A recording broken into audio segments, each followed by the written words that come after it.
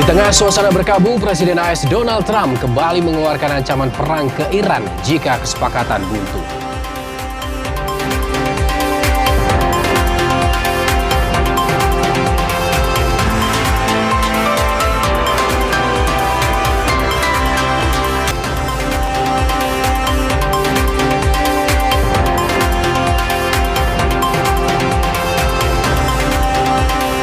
Supporter Argentina menggelar aksi Banderazo, sebuah tradisi untuk menyemangati tim jelang pertandingan.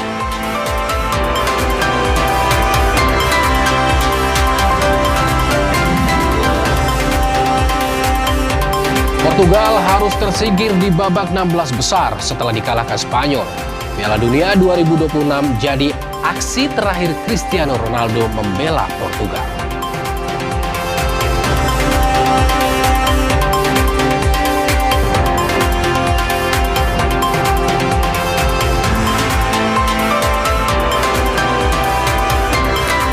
Pengadilan Negeri Jakarta Selatan mengabulkan sebagian permohonan gugatan pra-peradilan yang diajukan tersangka kasus ijazah palsu Roy Suryo.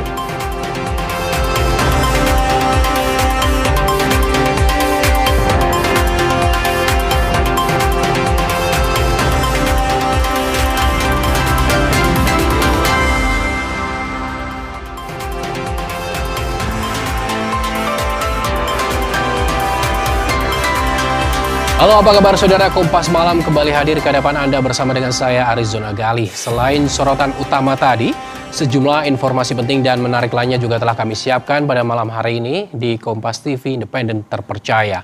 Kita langsung ke informasi pertama, saudara. Badan Gizi Nasional menyerahkan rencana aksi sebagai tindak lanjut dari 10 rekomendasi KPK terkait program makan bergizi gratis. Ibu, hari ini agendanya apa, Ibu? Ada kerjasama. Kasih jalan dulu. Minta izin kasih jalan dulu, Bang. Bang minta izin kasih jalan. Pak, kasih jalan, Pak. Kasih jalan, Mas. Kasih jalan, Mas. Setelah bertemu selama 2 jam, Wakil Kepala BGN Agustina Arumsari menyebut dalam pertemuan tersebut BGN menyampaikan rencana aksi kepada KPK. Rencana tersebut sebelumnya diabaikan pada masa kepemimpinan BGN yang lama. Ibu, hari ini agendanya apa, Ibu? Ada kerjasama. Kasih jalan dulu. Minta izin kasih jalan dulu, Bang. Bang minta izin kasih jalan. Pak, kasih jalan, Pak. Kasih jalan, Mas. Memberikan hasil kajian. Waktu itu masih masa pemerintahan pimpinan yang lalu, karena 17 Maret 2026. Pada saat 2 Juni 2026 kami datang, itu kami lihat ternyata hasil kajian tersebut belum mendapat tanggapan. Temuan tersebut dan kami menyusun rencana tindaknya. Secara formal tadi kami menyampaikan rencana tindak tersebut kepada seluruh tadi diwakili beberapa pimpinan ya. KPK menyebut audiensi bersama Badan Gizi Nasional atau BGN untuk mematangkan rencana aksi nyata perbaikan tata kelola MBG. Sebelumnya KPK menyerahkan 10 rekomendasi hasil kajian strategis pada BGN pada Maret 2026.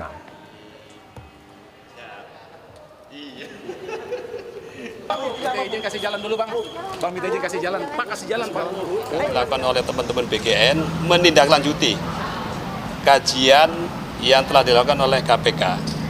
Ada 10 rekomendasi kajian yang sudah kami berikan, dan hari ini BGN menyampaikan rencana aksi yang akan dilakukan. Dan nanti tentunya kami dari Kedeputian Pengawasan Monitoring akan melakukan pengawasan, pendampingan, dan monitoring atas pelaksanaan aksi tersebut. Informasi berikutnya, saudara. Di tengah suasana berkabung warga Iran, Presiden Donald Trump kembali mengeluarkan ancaman kepada Iran. Ia mengancam akan kembali melakukan serangan jika kesepakatan dengan Iran tak kunjung berhasil. Trump mengklaim Amerika Serikat akan menang dengan cara apapun dalam kesepakatan dengan Iran. Trump juga bilang seluruh infrastruktur di dalam negeri Iran hancur, sehingga mudah bagi Amerika mengalahkan Iran.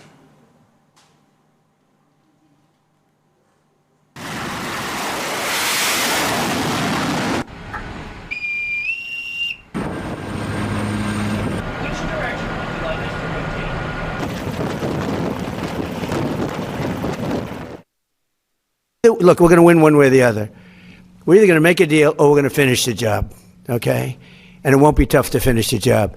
I'd rather make a deal because I don't want to affect 91 million people. We can knock down their bridges in 1 hour. We can knock out their energy supply, all of those big plants that they built, big, beautiful, modern plants. They had a lot of money. They don't have any money now. We haven't given them any money. But we can knock out their electricity and power generating plants in, I would say, a small part of an afternoon. Every plant will be gone. And they know that. They know that. Sementara itu, saudara, iringan jenazah Ayatollah Ali Khamenei tiba di kota Qom pada Senin malam waktu setempat. Pelayat membanjiri sekitar Masjid Jamkaran untuk memberikan penghormatan terakhir kepada mendiang Ayatollah Ali Khamenei. Pelayat membanjiri ibu kota Iran untuk mengikuti proses pemakaman mendiang Ayatollah Ali Khamenei. Menurut televisi pemerintah Iran, mendiang Ayatollah Ali Khamenei ini akan menerima penghargaan di Masjid Jamkaran pada Selasa waktu setempat. Peti mati Khamenei diselimuti bendera, sementara peti jenazah anggota keluarganya diletakkan di atas sebuah truk dan dihias.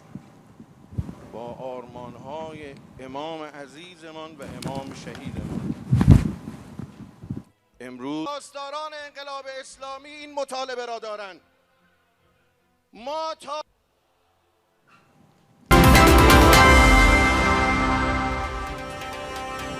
Terima kasih masih bersama kami di Kompas Malam. Saudara, Pengadilan Negeri Jakarta Selatan mengabulkan sebagian permohonan gugatan pra-peradilan yang diajukan tersangka kasus ijazah palsu Roy Suryo.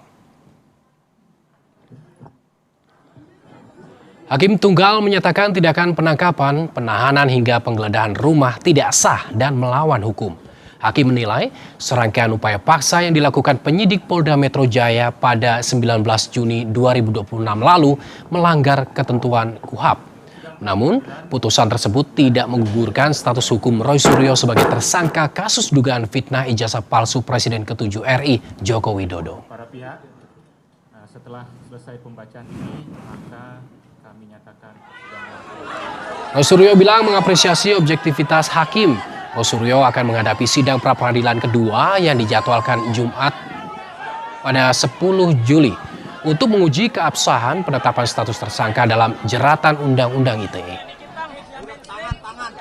Bang, munduran dikit bang, bang izin bang, bang Roy, munduran dikit bang, bang Refli munduran dikit bang. Kita akan tetap memperjuangkan nanti ketika hari Jumat itu akan ada pra-peradilan yang kedua. Pra-peradilan kedua itu ada hari Jumat dan itu apa isinya nanti akan disampaikan. Dan saya juga ingin sampaikan, hari ini kita menyelesaikan pra-peradilan di Jakarta Selatan. Kita juga akan mengikuti nanti perkara pokok itu di Jakarta Timur.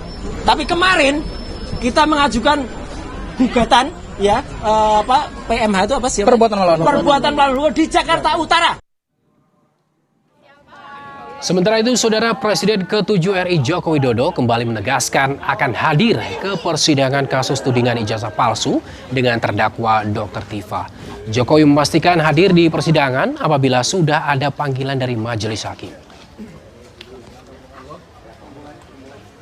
Kalau saya diundang oleh Yang Mulia Majelis Hakim untuk hadir di forum persidangan, ya saya akan hadir. Dan sesuai yang saya sampaikan yang lalu, saya akan membawa dan menunjukkan ijazah dari SD, SMP, SMA, dan S1 yang saya miliki. Baik untuk persidangan Roy Suryo dan Tifa ya Pak? Ya, mestinya seperti itu. Kita ke sorotan lainnya, Saudara. Hingga hari ke-8, kebakaran TPA Jati Waringin Tangerang, Banten belum padam. Modifikasi cuaca belum bisa dilakukan karena BMKG bilang tidak potensi hujan di Jabodetabek dalam beberapa hari ke depan. Memasuki hari ke-8, petugas gabungan masih berjibaku memadamkan kebakaran di TPA Jati Waringin, Tangerang, Banten. Petugas masih menemukan titik api terperangkap di bawah gunungan sampah. Kapolda Banten Irjen Hengki bilang 500 personil gabungan dikerahkan percepat pemadaman. Kerahkan baik dari Polda, Polres, dari TNI, dari Badan Nasional Penanggulangan Bencana, kurang lebih 500 sampai 600 orang. Sudah dilakukan seperti kita lihat dengan menurunkan heli, waterbombing, ambil di danau kita airnya langsung disiramkan. Semua kan sudah agak terang nih, agak mulai berkurang di hari ke-8 ini. Sementara Direktur Operasional Modifikasi Cuaca BMKG Budi Harsoyo bilang, operasi modifikasi cuaca belum dapat dilakukan karena tidak ada potensi hujan di Jabodetabek selama beberapa hari ke depan. Bibit awan yang dibutuhkan untuk modifikasi cuaca tidak tersedia. Potensi hujannya sangat-sangat minim ya, bahkan tidak ada terlihat ada potensi hujan sedikit pun begitu. Ini wajar sebetulnya karena memang saat ini kan sudah mulai masuk musim kemarau dan secara kondisi iklim El Nino-nya pun juga sudah semakin kuat gitu. Kalau ada perubahan bisa saja nanti juga ada potensi pertumbuhan awan. Sementara itu lebih dari 150 warga terdampak bertahan di posko pengungsian di kantor desa Tanjakan Mekar. Alhamdulillah yang hari ke-7 asapnya nggak setebal kemarin. Cuman Ibu belum pulang saja ya? Belum boleh pulang sama Pak Lurah, soalnya masih bahaya. Data BNPB, pemadaman kebakaran di TPA Jatiwaringin pada Selasa 7 Juli 2026 telah mencapai 50% dari total lahan terdampak seluas 18 hektar. Berbagai metode dilakukan untuk mempercepat pemadaman dari darat maupun udara. Tim Liputan, Kompas TV. Saudara, apel akbar yang digelar di kantor Wali Kota Tidore Kepulauan Maluku Utara Senin pagi diwarnai kericuhan. Para pegawai P3K marah usai mendengar rencana pegawai kontrak akan dirumahkan.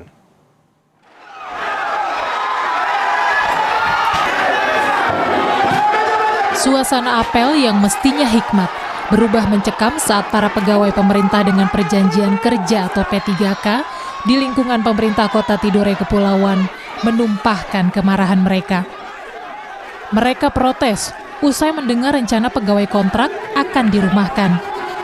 Situasi semakin tak terkendali saat massa berusaha merangsek masuk ke dalam kantor wali kota. Merespons kemarahan massa, Wali Kota Tidore Kepulauan Muhammad Sinen berjanji tak akan merumahkan pegawai kontrak. Namun, Pemkot akan memangkas tambahan penghasilan pegawai, baik ASN, P3K, maupun pegawai paruh waktu sebesar 30%. Langkah itu dilakukan sebagai solusi untuk mengatasi defisit anggaran daerah sebesar 50 miliar rupiah akibat kebijakan efisiensi. Persoalan dirumahkan ini dia solusi terakhir. Kalau memang kesana tempo kemarin tempo kalau api gelar api ya terpaksa orang. Dan bukan cuma hanya pada waktu dirumahkan, semua pendapatan ASN kepala daerah itu pasti akan dikurangi semua. Dan tadi usulan MBG apa namanya putih itu saya telah masuk sampai situ. Yang saya minta juga pemerintah pusat harus penuhi dan take over gaji paruh waktu dan P3K. Kondisi ASN di Pemkot Tidore Kepulauan senada dengan curhatan Gubernur Maluku Utara, Shirley Chowanda ke DPR bulan lalu. Di hadapan DPR, Chowanda mengaku Pemprov Malut tak lagi punya uang untuk membayar gaji para P3K hingga akhir tahun 2026. Karena kami sekarang tidak punya cash flow untuk membayar gaji P3K sampai dengan akhir tahun. Sehingga apakah masalah kami daerah selesai, tetapi permasalahan kita di daerah ketika kita harus melakukan inovasi, banyak tools, banyak otoritas dari kami itu yang sudah diambil oleh pusat. Sehingga kami pun tidak memiliki ruang untuk bisa berinovasi. Di Maluku Utara, DAU kita itu cuma 960 sekian miliar. Sedangkan belanja pegawai kita tuh 1,1 triliun. Artinya belanja pegawai kita tuh sudah melebihi DAU. Pemerintah pusat memangkas anggaran transfer daerah sebesar 848 triliun rupiah menjadi 650 triliun rupiah. Hal ini membuat kepala daerah mesti berhemat sambil tetap memastikan pembangunan daerah tetap maksimal. Agus Supriyanto, Kompas TV, Kota Tidore, Maluku Utara. Saudara, Argentina menjalani sesi latihan di markas mereka di Georgia jelang laga babak 16 besar melawan Mesir. Selengkapnya usai jeda.